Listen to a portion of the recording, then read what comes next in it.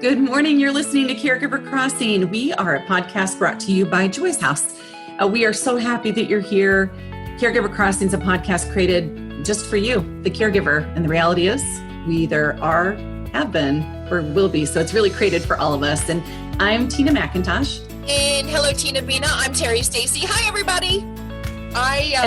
I am thrilled to be here as well. We are here weekly with experts across the country, and hopefully we can provide you some comfort and some resources and joy to our caregivers. And this podcast serves to really embrace family caregivers of today, and as Tina said, of tomorrow too. So thank you all so much for being here. Let's get to it, Tina. Well, we're talking today with Matt Mills. Matt is with Mills Catering. It's a catering company that started almost 2 decades ago with a simple mission to make good food for good people. And if you've ever had them cater a work function or a special event, or even brought food to your home, you know that they are more than fulfilling that mission. So good morning to you, Matt. Good morning. How are you? Well, we're good. Terry, we thought it'd be interesting to talk with a professional chef, and how does that tie in with caregiving and what we're doing here? Yeah, about nutrition, healthy eating for seniors. And we all know that eating a well-balanced diet is really an important part of staying healthy. I've not quite gotten it yet at 57 years old. Hold on. I love that because right as we were starting this podcast, Terry shared with me that she was eating a chocolate rabbit from Easter. And Easter. It's not Easter. I have a whole bag of them. I try to do well from time to time, and I should as I'm getting older and caring for others. You know, I want to be my very best. But yeah, let's talk about that, Matt. Let's talk about that relationship between caregivers and eating well and taking care of our seniors. Yeah. So Matt, there's a statistic out there that this terrifies me. 1 in 4 of older Americans has poor nutrition.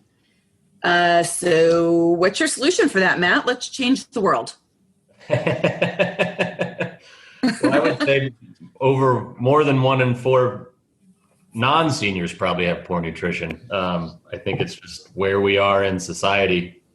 But, well, I guess it's being intentional. And I know it's not always easy. There's a lot of different factors. I think caregivers are special people to start with, and they have a lot going on in their lives, and it's hard to have balanced meals, and it's hard to check all the little health boxes as you plan meals with your busy day, with living your life while trying to care for somebody else. You hear the same things. You know, you got to be active. You got to have a balanced diet. There's a lot of contributing factors when people get older: obesity, diabetes. They might have different health needs where they have to stay away from salt, and it's not always easy to craft the right meal, especially given the amount of time you have to do it. I guess just having a plan of some sort's probably the best start. Maybe planning meals a few days out, trying to take advantage of what you can get if you are able to go to the store. And I know not everyone has that ability. And I know finances play as much into malnutrition as anything else. But well, it does. And, Matt, what I've found is it's so much easier to, go out at a drive-through someplace. And no one's saying you can't do that, right? Sure. But it's then making sure that you're getting your vegetables in a snack or a meal.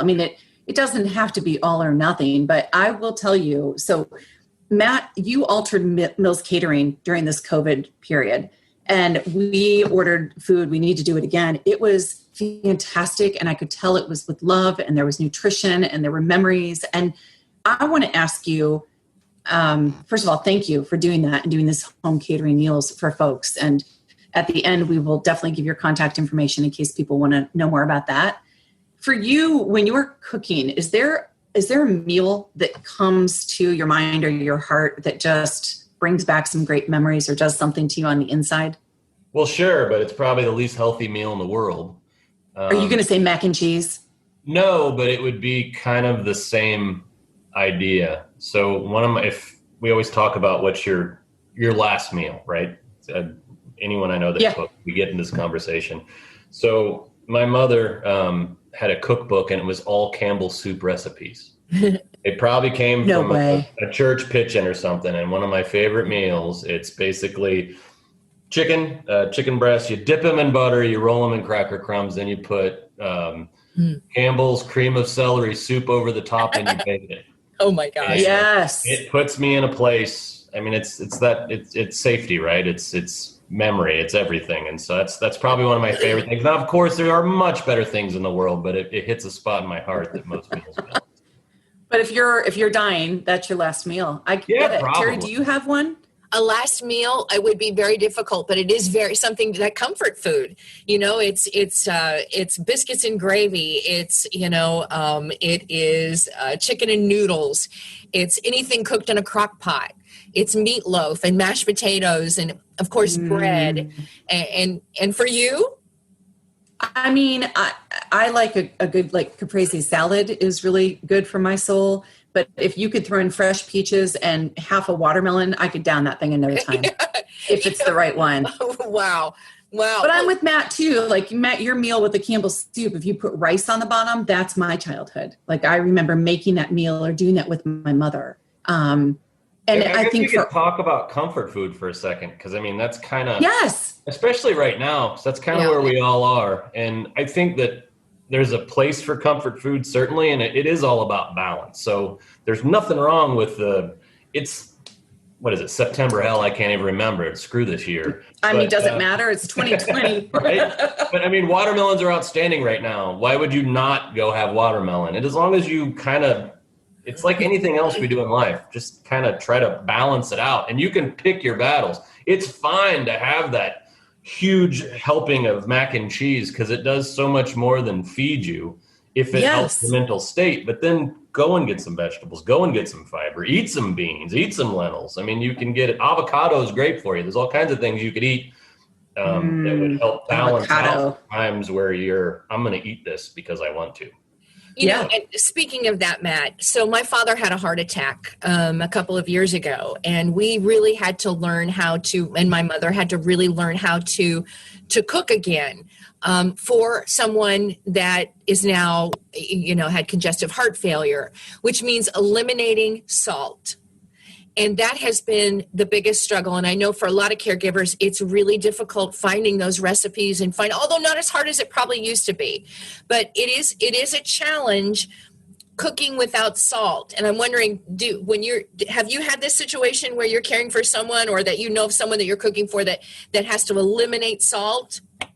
Well, we do have that as a special request occasionally. What we try to do is make up with other flavors. And I know there we go. That are just trying to throw a meal together at home or that don't cook regularly, maybe they struggle with that. I'll tell you what, and it's kind of unfair now because I can get on a computer and find anything.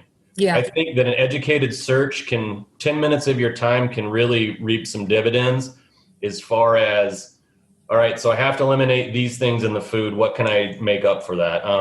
Like garlic. Garlic's a great flavor. You roast garlic, it gives it more depth.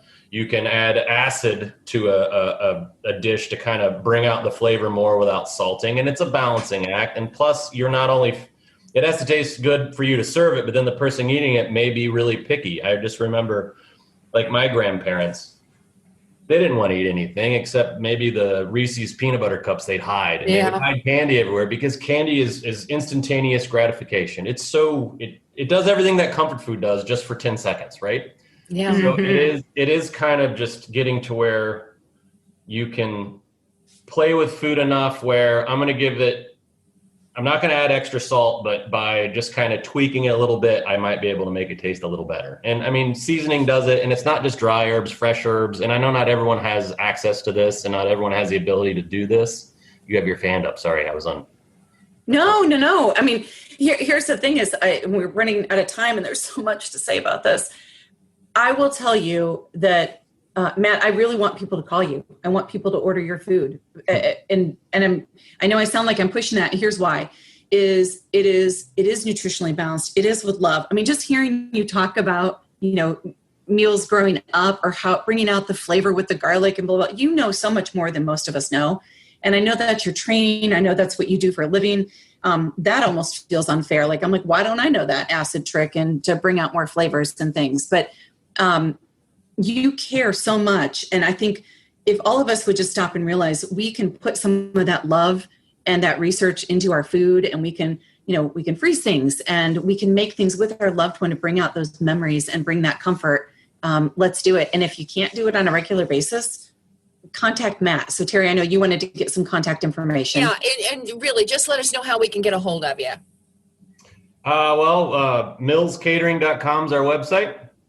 And when all this COVID stuff broke, we started doing meal deliveries, and it was more just like a 15 items every week. You'd order, we'd deliver. We've kind of stepped away from that over the summer. We started doing pop-up meals now. So you can order at millsmeals.com. So millsmeals.com.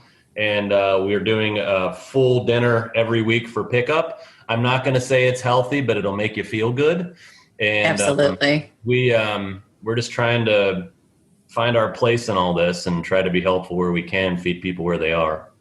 And if you can get a hold of the pulled pork dish that Matt and his team make, I highly recommend it. I mean, my mouth is watering thinking about it. Social media, Matt, are you anywhere on social media? Yeah, we have a Facebook page. It took me, when Facebook started, it took me a very long time to actually post. I embrace it as much as I allow myself to, I guess.